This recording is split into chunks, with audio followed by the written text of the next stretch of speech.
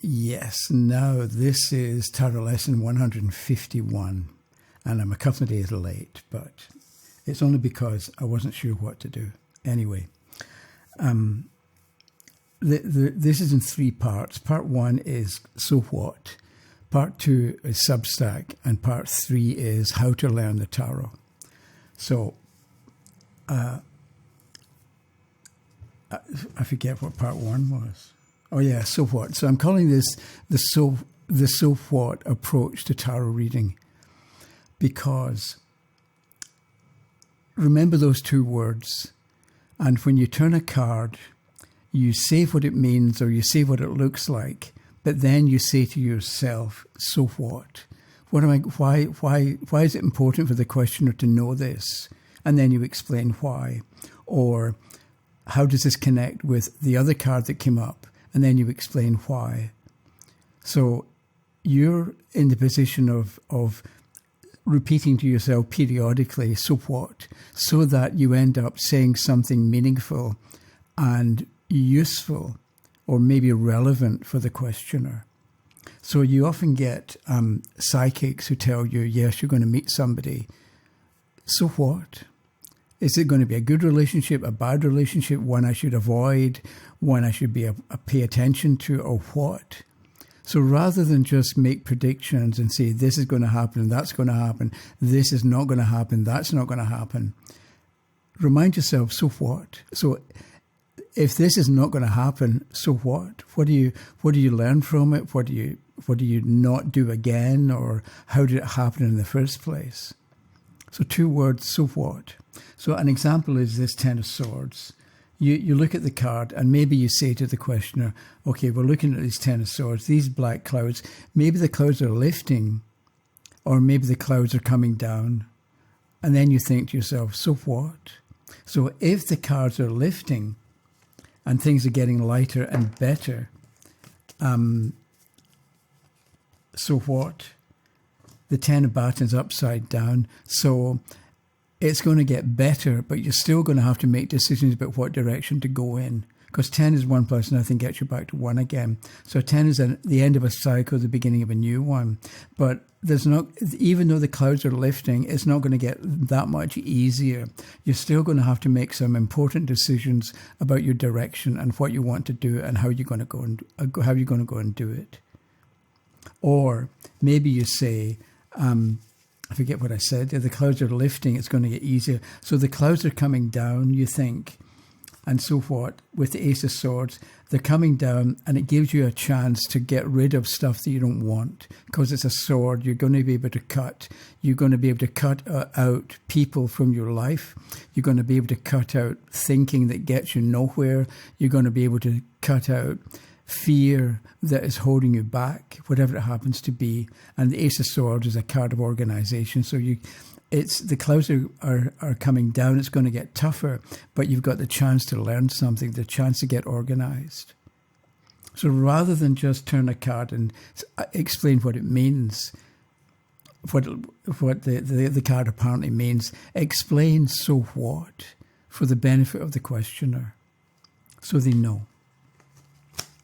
Okay, that was part 1. Part 2 is Substack, and this is my big announcement that I mentioned last time. So I've been trying to build a mailing list and a blog, and I'm just not getting anywhere with it. And then a couple of weeks ago, I came across Substack, and they've got it all set up for you. And all you do is you sign up, or I sign up, and you can subscribe. And all I do is post the blog entry or the newsletter, and they take care of sending it out to people and letting people know. So it means that I can add material, and I don't have to bother with making changes and updating websites and the whole bit. So I'm on Substack. There is, the other thing is, it means that I can post new entries, but so when I do these videos, I sort of not make it up as I go along, but I don't have a script. I don't write out a script and read it, because that's kind of boring for the listener. Because it seems okay when you write it, but in the moment of speaking, it maybe doesn't make that much sense. So sometimes I do the video and then I think I could have added this bit or I should have mentioned that. If I've got the blog using Substack, I can add things I maybe left out during the video and I can relate them to the video number. Or if you have comments, I can more easily and more efficiently deal with comments and questions that you've got. And I can put them into an entry on Substack and keep up, so we can all keep up to date, so I can keep up to date with you rather than not following up. Because if it's easy to follow up, I'll follow up. When it's difficult and awkward, it gets in the way of following up. So I'll put the link for the Substack connection in the description down below. It's a little bit more complicated than I thought, and I'm still getting used to it. I put 3 entries there so far. It's chapter 27 of the Tarot Reader, and it's in 3 sections for 5-minute, 10-minute read. So I'll give you the link to my Substack area, and I'll give you the link to part 1 of 3. And then in parts 2 and 3, I think you can. You give an email and you can sign up for a subscription, and you'll be notified by email when there's more material. Excuse me, when there's more material there. Okay, so that was part 2, Substack. Part 3 is this: how do you learn to read tarot cards? And I think the key, partly. You can watch videos about how to uncover or discover the secrets of the tarot. And I think that's the wrong way to go about it, thinking that there are secrets and somebody can reveal them to you. Because I think how we learn the tarot actually is by playing and figuring out for ourselves what works. So I was thinking, this is number 151. Tarot lesson 151, and I was, how would you play with that? We've got a 1 card, a magician, a 5 card, the Hierophant, and a 1 card, the magician. It adds up to 7. 1 and 5 is 6. 6 and 1 is 7. So you've got major trumps you can use, and I'll get to that in a bit. But 151, somehow we've got three numbers, 3 cards. We've got a 5 in the middle and a 1 on either side. It's as if, maybe with a 3-card spread, sometimes the 2 on the outside are what the 1 in the middle has to do, or it's a choice that the person in the middle has to deal with. And so I picked out three cards, and I imagine you do a 3-card spread and you get the King of Pentacles in the middle, you get the 3 of Batons on one side, the 3 of Cups on the other. Maybe you turn, that's card 1, card 2, card 3. But you look at it, you've got, I did this deliberately, there's a 3 on this side and a 3 on this side to make it more obvious. But maybe in a 3-card spread, not every time, but sometimes you'll think, wait a minute, the card in the middle is the important one.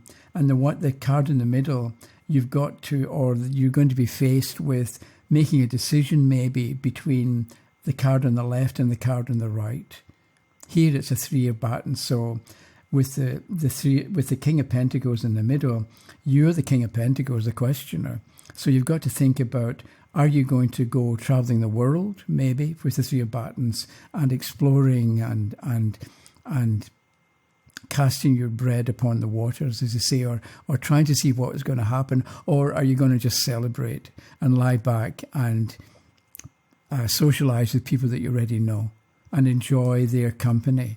And that can be the challenge for the questioner, represented by the card in the middle. Do you know what I mean? So you're not going to do this every time with a 3-card spread, but sometimes you will, or it would make sense, where the card in the middle is the important one, and these two on the outside represent the challenge or the lesson or the difficulty, depending on what the cards are. So that may be 1 in 40 of 3-card spreads. That is useful for you.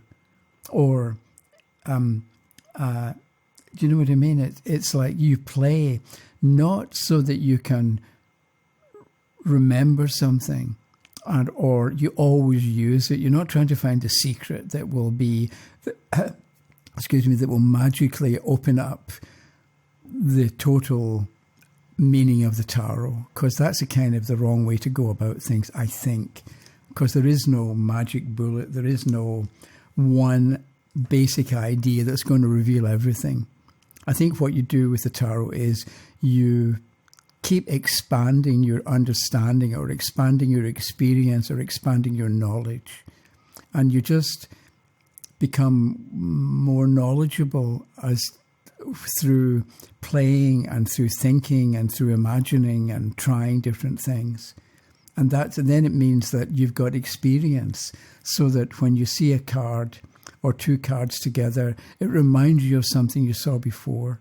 And that, because it reminded you of something you saw before, that's what you do with it. You don't need to doubt that you're making it up and it's not correct. So the other thing is with 151, this began a couple of weeks ago with what I thought 151. 1 and 5 is 6, and 6 and 1 is 7.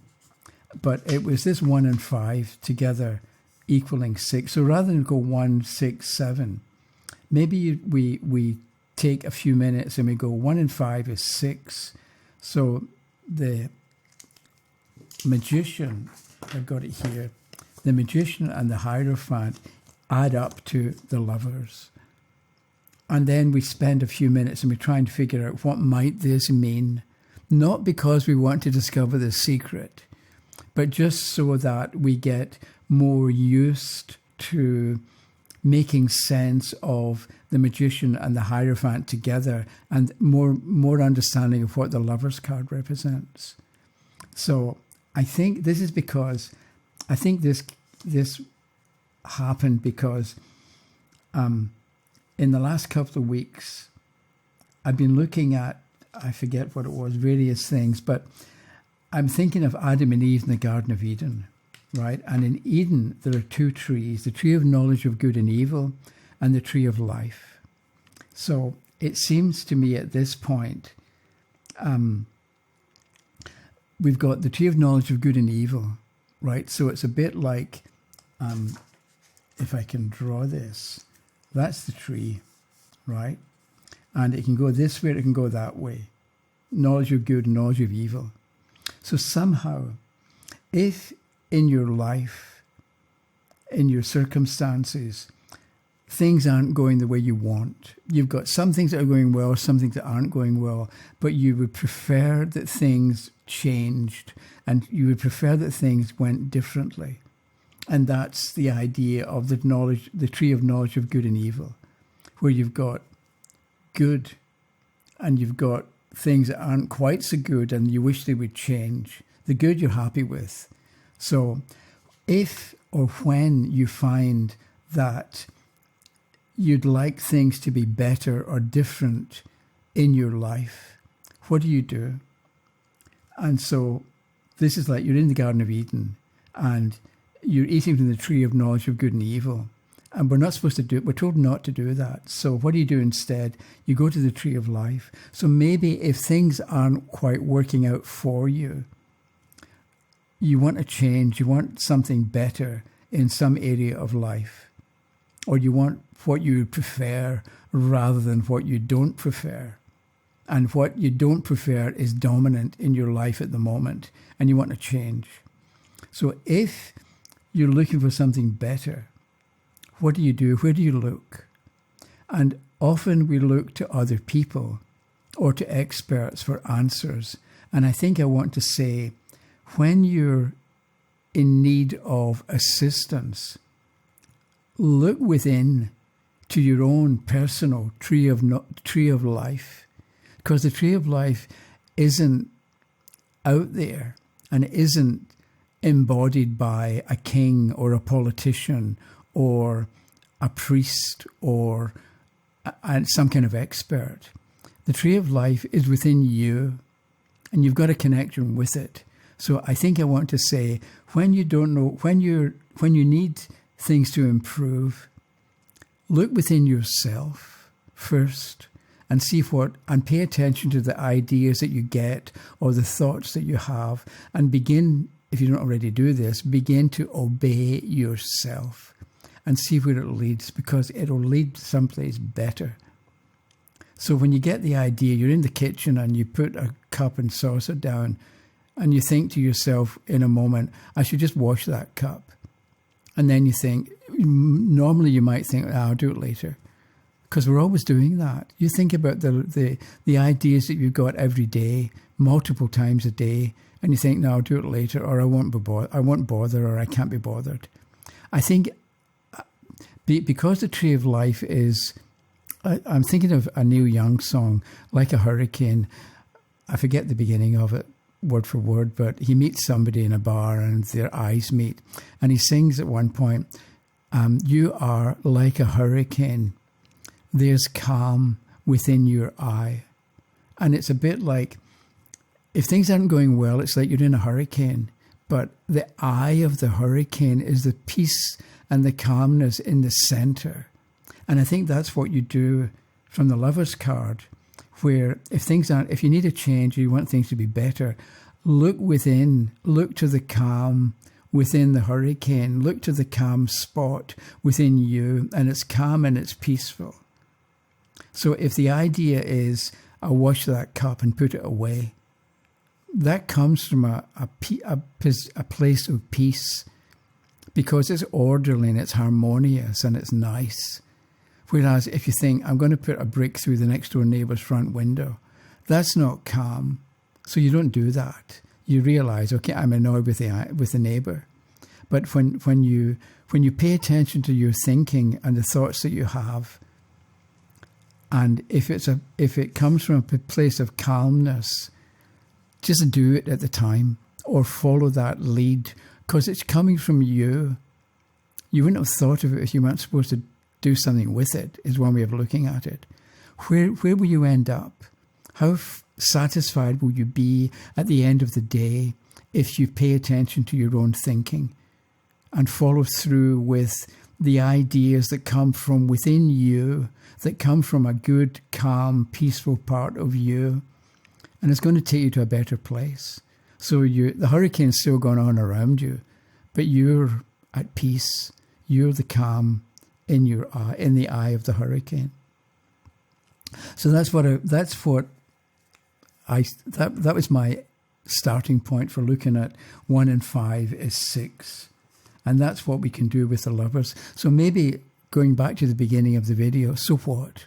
Okay, so what? So with the Lovers card, if it's upright, find peace and operate from a position of peace, whatever that means to you. So maybe you do meditation, maybe you do relaxation exercises, deep breathing, maybe you take half an hour to read some poetry or read a book that you like, or look at photographs that you took, or something creative. And that's so what with the Lovers. Whereas if the Lovers is upside down, that's so what? So find peace and operate from a position of peace and tranquility. And then 6 plus 1, I'm not going to do any more here, but 6 plus 1 is 7, mainly because I can't think of anything else to say at the moment. But what would you do? Because 6 and 1 is 7. The Lovers plus the Magician gives you freedom to move. So if you're the Lovers and you're in a hurricane, but you find you find a place of calmness within the hurricane, and you do something with that moment or with that feeling of peace, you become the charioteer. You become capable of driving your own vehicle and going wherever it is that you want to go. or wherever it is you choose to go. So let me just mix up these major trumps. That was it for the moment. So ideally you will go to Substack and enjoy the posts, and there will be more. And that was it for the moment. So thanks for watching, and I'll see you in a few days. Okay? Bye-bye.